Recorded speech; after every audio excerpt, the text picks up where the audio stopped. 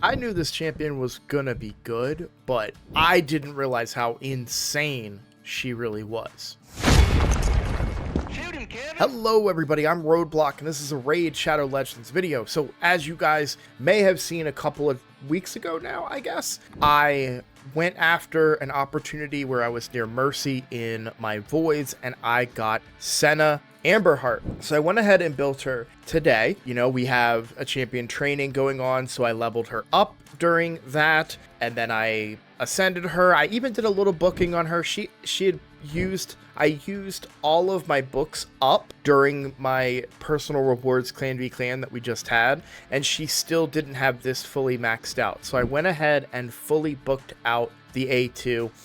Unfortunately, 2 books did go into the A1, so, you know, could have gone better, but either way, we were able to get her pretty much fully booked out. I don't really care that much about this A1. Well, the A1 is really good with her kit, but we'll go over her kit, and then I want to show you her in action and compare her to my previous team as well, so you guys can understand why Senna is so good, at least in Chimera. I haven't tested her yet in Hydra at the time of this video, but I am definitely going to be experimenting with some teams tomorrow. So the biggest thing about Senna, at least so far that I've been able to interpret, is this passive. Listen up, I just got a new promo link that you can use to follow along with me on my latest free-to-play adventure and get a free Elenaril as well as 3 more powerful epics as you level up. Here's how to do it. Log out of Plarium Play and uninstall. Click the link in the description and register with a brand new email. Launch Raid and complete the tutorial. Go to your inbox and claim your first champ. Don't miss out on your chance to get Elenaril right after signing up, as well as Fayne, Uugo, and Tagoar as you progress through Raid. Click on my link right now and let's crush this together. Whenever a continuous heal buff activates on any ally, fills the turn meter of all allies by 5%. And then at the end of this champion's turn, increases the duration of a continuous heal buff on a random ally except this champion for 1 turn. This adds up quick, and I'm also pairing her up with another huge turn meter booster that we'll talk about in a second. You're gonna see it in action. It's insane what this can do as far as generating a turn meter. The A3, again, we're getting a 20% turn meter boost with increased speed, and then the continuous heals, 2 of them that we're wanting to get on our champions so we can keep that speed going, right? And the thing about 2 continuous heals is whenever a continuous heal, so we're getting 10% turn meter across the whole team every time. And what's unique about that, right? So you're getting 10%, so then everyone's getting 10%, and everyone's getting, and eventually, like, so they take a turn, well, now you've got another 10% across the team, and then they take a turn, and now you got another 10% across the team. It's just this cycle of turn meter boosting, and you kind of hear turn meter boosting and you say, well, you know, yeah, turn meter boosting, that's good, I get it, but what else is she bringing, you know? And when you see it in action and you're like, oh, that's what it can do. For the relic, I did put a Journal of Necrotos. It's only a +9. This isn't my best journal or anything.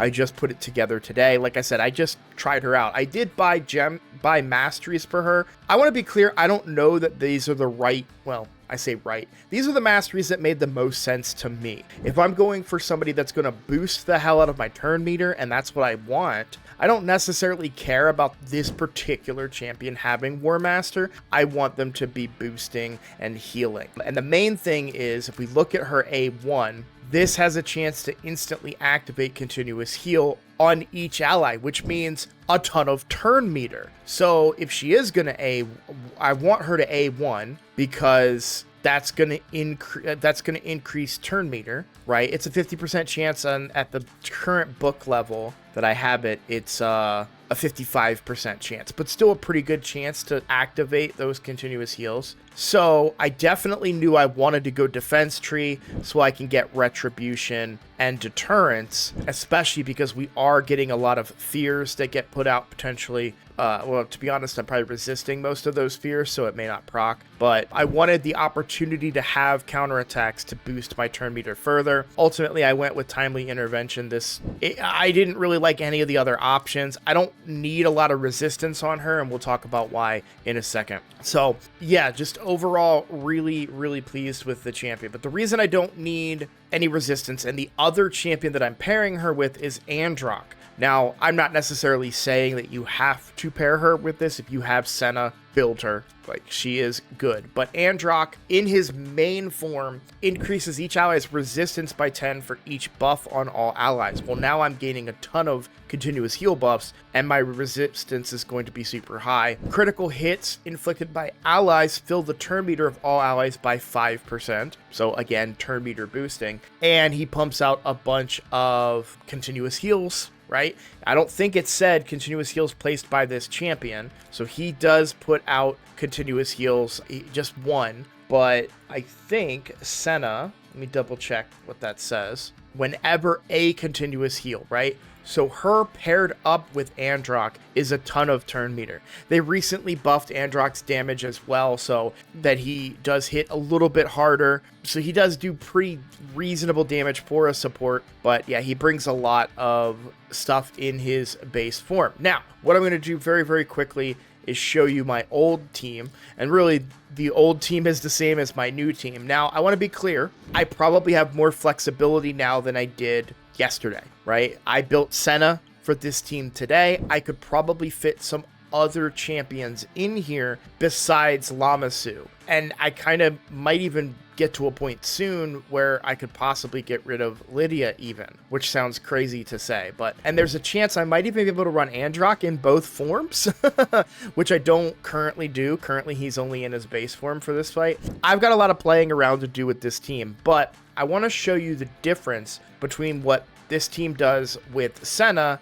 and what it did with Elva. And I won't do anything for Elva. The reality is, you know, she's only going to revive when she can, so she doesn't need any presets. Neither does Senna, for that matter. In fact, I chose to avoid presets because I want to make sure that she still prioritizes her heal. All right, so this is what my team was doing. I'm only going to show you a couple of turns here, and the reason being is we're going to not be able to get through a lot of the other turns in the other stages. So we're going to go to the first transformation. So once the boss transforms, and this isn't going to be a perfect thing because I do have Merciless 9-piece on my Acrisia, so she does get extra turns, so there is a chance that it could go far better or far worse, depending on how many extra turns that she gets. But you can see we're at 2 turns, so 2 turns right now, we're at 4.4 million. Now we're at 3 turns. We're just kind of smooth sailing here, and again, we're only going to go to 5 turns because this is a long fight, unfortunately. So I will pause it when we get to 5 turns. Well, you know what? This one's short enough that we can watch the whole thing. So there's turn 4, and I want to be ready to take it off of auto. We'll go all the way through turn 5. We'll go to the transformation just because it's an easy determining factor, right? Once we see that transformation happen. We're almost there. And you can hear all that turn meter going off. That is from Androck, right? So there's the transformation.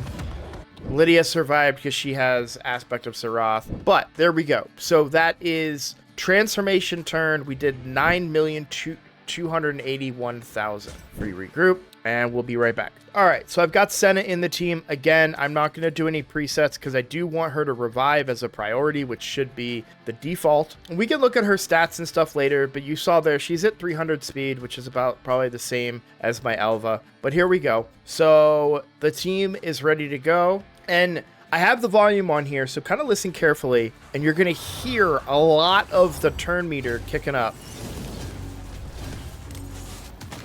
That boom, boom, turn meter, turn meter, turn meter, turn meter. Boss hasn't even taken a turn yet. We're already at 2 million. And did you notice that everybody on my team resisted there? I wanted to point that out because Androck is the one that's really creating all that resistance with all these buffs that are out there. Turn meter, turn meter, turn meter. It's going crazy. There's some extra turns from Acrisia as well there. So I'm going to pause it right now. We're already at 12 million. We're on turn 2. That's insane. That is insane. So I've proven my point you can see how this works. I'm going to go ahead and pause here, and we'll catch back up when they transform so you can see just the power of this champion in that short amount of time. And we're back. So we just transformed. You can see Senna is dead. I need to make a fix with my crit damage value to make sure that Lydia is always the target. You saw that she was the target before. I just need to fix the crit damage on Senna. I haven't gotten this far because when I tried her out, I was like, oh my god, look at this. So, but yeah, I just need to make that one change and this team will be perfect, and that's just going to take me a couple minutes to make. So not worried about that, but whoa, like 27 million in 5 turns, essentially. Just insane. So I had to make a video about it. I knew she was good, but seeing it in action, it blew my mind, especially paired up with Androck. Now, one downside of her versus like Elfa is that she doesn't have a cleanse, but we're resisting everything anyways with Androck on the team. Sure, 3% can happen at some point, but the reality is that, you know, if that happens, we'll probably just be able to play through it. So I'm not really worried about that. I just need to fix that crit damage issue that we have, and Lydia will continue to be that target. So yeah, what an awesome champion, and I'm really excited to try out Senna and Androck in other areas of the game as well, or maybe even Hydra, pairing them together to generate all that turn meter and maybe capitalize on the fact that Androck's brings so much resistance that we won't get debuffed most of the time. So yeah, more to come on this team, but Senna is amazing, and I don't do highlight videos that often, but when I got to see it in action, I was like, yeah, I gotta make a video on this. So glad to do that. I'm gonna go ahead and change that crit damage thing and get her up and running 100% so that this team can really go. But yeah, I'm not gonna have any issues on Chimera anymore after today, so I am thrilled, and I just wanted to share that with you guys. Either way, thank you all so much for all your support. If you are new here, the best way to support the channel would be to hit that subscribe button, so please consider doing so. And I look forward to seeing all of you in the next video. Take care.